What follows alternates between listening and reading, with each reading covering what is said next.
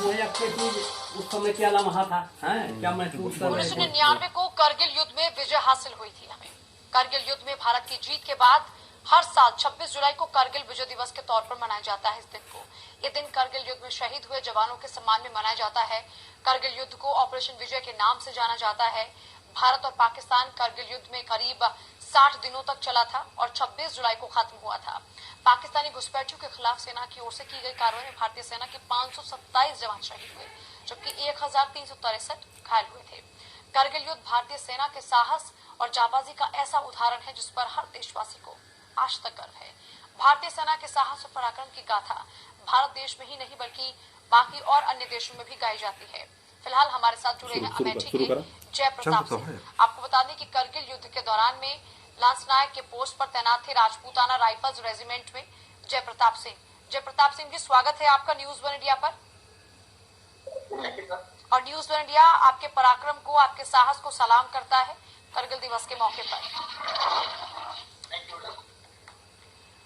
दरअसल आज बहुत ही खास मौका है और क्योंकि जो जीत हमने हासिल की और जो हमने दुश्मन को धूल चटाई, उसके बाद जय प्रताप सिंह जी मैं चाहूंगी कि आप भी वो क्षण हमारे साथ साझा करें जब युद्ध हमने जीता और जिस रेजिमेंट में आप काम कर रहे थे, जो जिम्मेदारी उस दौरान आपको सौंपी गई थी, जब आपने वहां पर जीत हासिल की तो वो लम्हा कैसा था? मैडम, वो लम्हा तो बहुत ही अजीब था। उस समय हम राजपूताना राइफल्स के अंदर जो है तैनात थे और सबसे पहले हमारी रेजिमेंट में जो है सोलोजिंग पहाड़ी के ऊपर विजय हासिल की। हाँ, उसके बाद ही बाकी यूनिटों में जो है बाकी पोस्टों को जो है लिया। बाकी सबसे पहले जो है सोलोजिंग पहाड़ी जो है हमारी राजपूताना राइफल्स ने लिया था।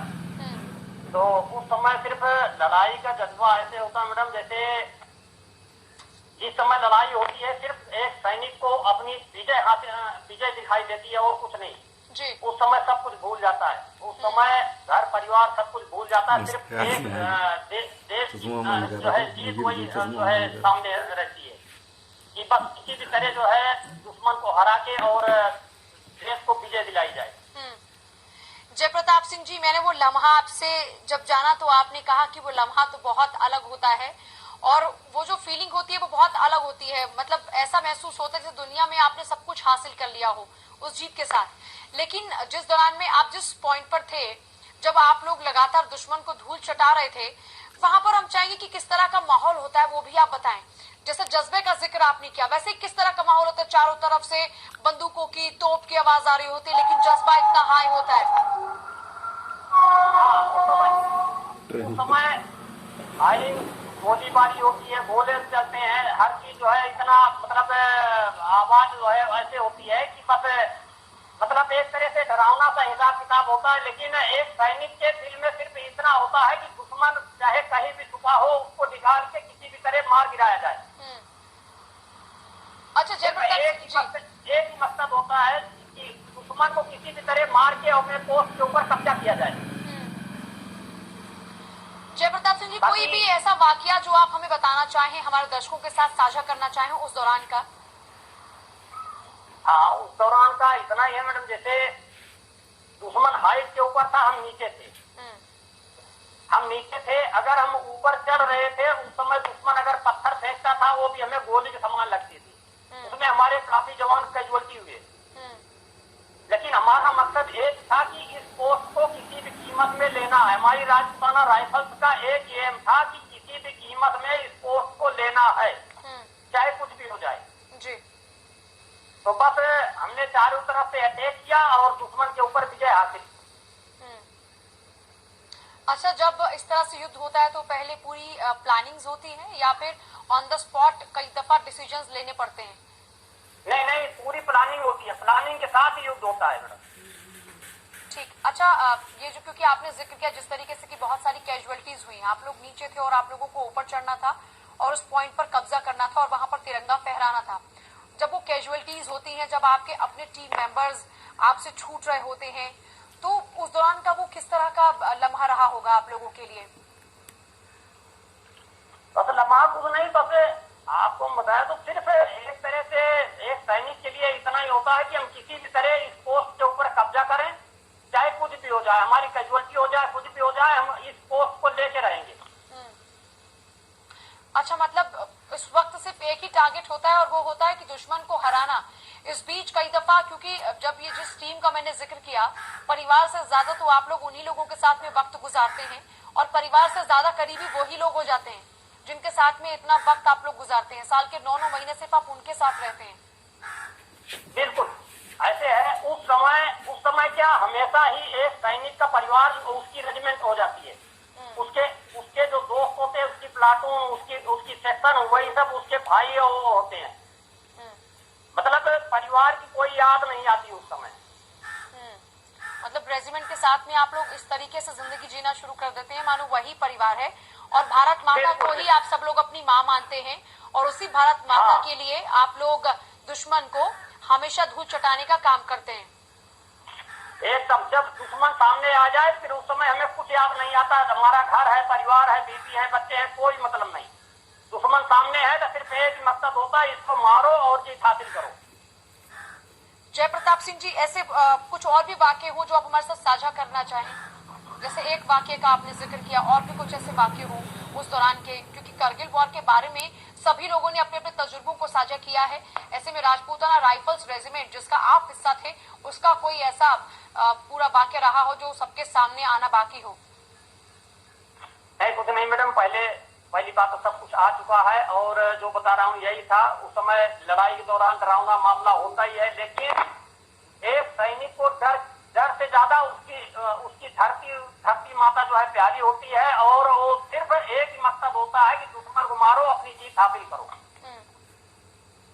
अच्छा, बहुत से तो आपने अपने संगी साथियों को खोया भी होगा, तो जब ये जीत हासिल होती है उसके बाद क्या उनके जाने का दुख भी होता है या फिर बहुत ज्यादा कष्ट होता है। बहुत ज्यादा कष्ट होता है मैडम। ऐसे कष्ट होता है जैसे कि अपने परिवार का अगर कोई सदस्य खो जाए, इतना कष्ट नहीं होता जितना कि उस समय होता है। अच्छा जय प्रताप सिंह जी, ये तो जो सरकारें बहुत ज्यादा हौसला अफजाई करती हैं, शौर्य सम्मान की बात करती हैं, क्या अभी तक जो सरकार की ओर से प्रयास किए गए हैं, जो सम्मान दिया गया है, क्या आप लोगों को लगता है कि वो पर्याप्त है? पर्याप्त है। हम लोग संतुष्ट हैं उससे।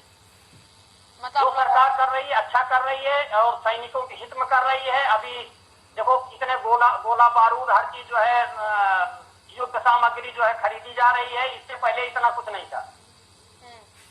अच्छा, करगिल युद्ध ने अपने आप में एक ऐसी लकीर खींच दी है, वो जो शौर्य, वो जो पराक्रम हमारे वीर सपूतों का रहा है, वो इतना ज्यादा है कि आज जब ये सर्जिकल स्ट्राइक, एयर स्ट्राइक जैसे कई और स्ट्राइक हुई और दुश्मनों को हमने धूल चटाने का काम किया, ये युद्ध से थोड़ा अलग था, लेकिन ये भी एक तरह का युद्ध था जिसमें हमने दुश्मनों को पटखनी दी है। जब आप ये एयर स्ट्राइक, सर्जिकल स्ट्राइक देखते हैं और एक आपने करगिल युद्ध देखा, तो आप तब कैसा महसूस करते हैं? बिल्कुल, हमें गर्व महसूस होता है। कभी भी, चाहे एयर स्ट्राइक हो, चाहे सर्जिकल स्ट्राइक हो, हमारे सैनिक जहां भी गए वहां जीत हासिल करके आए।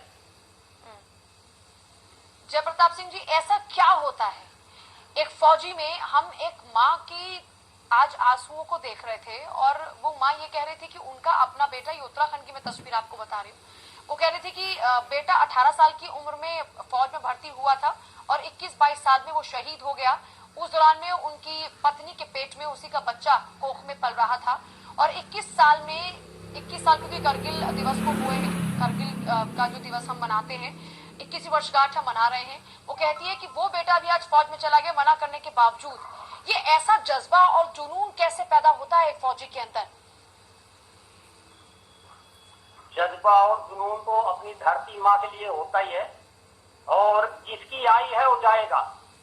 अगर ऊपर से आ गई है तो यहाँ है वो भी मरेगा और बॉर्डर के ऊपर है, गोली लगी जब भी मरेगा। जितने दिन के लिए जो आया है वो उतने दिन यहाँ रुकेगा। अच्छा, जब ये आप लोग तैयार होते हैं, जिस तरह से युद्ध विराम होता है, फिर उसके बाद में सुबह सवेरे से फिर युद्ध सब शुरू हो जाता है, तो ये जो आप लोगों का मोराल हाई करने के लिए या फिर जब आप लोगों को एकदम तुरंत अपनी पॉइंट पर रवाना होना होता है, उस दौरान में आप लोगों को चेयर अप करने के लिए कुछ जरूर ऐसी बातें रहती होंगी जो आपके टीम लीडर्स आपसे कहते हैं। हम चाहेंगे कि वो एक बार जरा कहें, क्योंकि जब भी इस तरह की आवाजें आती हैं तो रोंगटे खड़े हो जाते हैं। हम चाहते हैं कि वही रोंगटे एक बार फिर से पूरे देश की जनता के खड़े हों जब आप वही चेहरा एक बार फिर से करें? हाँ, अभी जैसे चाइना का हो रहा है, चाइना हमेशा इसकी विस्तारवादी नीति रही है। इससे पहले हम अरुणाचल भी रह के आए, चाइना बॉर्डर के ऊपर रह के आए जी। वहाँ भी ऐसे था, धक्का मुक्की होती है इनके साथ, लेकिन कब होती है जैसे देखते हैं कि हाँ अभी हमारे से कम सैनिक है इनके, पेट्रोलिंग हमारी डेली जाती है, लेकिन इसको देखना पड़ता है कि अगर वो 30 आ रहे तो हम 40 जाएं, और किसी भी कीमत में अगर उनसे थोड़ा सा डर गए तो वो हमें दबाने की कोशिश करते हैं। तो कभी इनसे डरना नहीं है, ये धक्का मुक्की करे चाहे कुछ भी करे, इनको मार के गिरा देना है। अच्छा, चलिए जय प्रताप जी, एक बार फिर से आपको सलाम, बहुत बहुत शुक्रिया आपको न्यूज वन इंडिया पर बातचीत के लिए आने के लिए, बहुत बहुत शुक्रिया आपका। चलिए इसी के साथ फिलहाल इस बुलेटिन में था, लेकिन आगे भी खबरों का सिलसिला जारी, बने रहिए हमारे साथ। नमस्कार।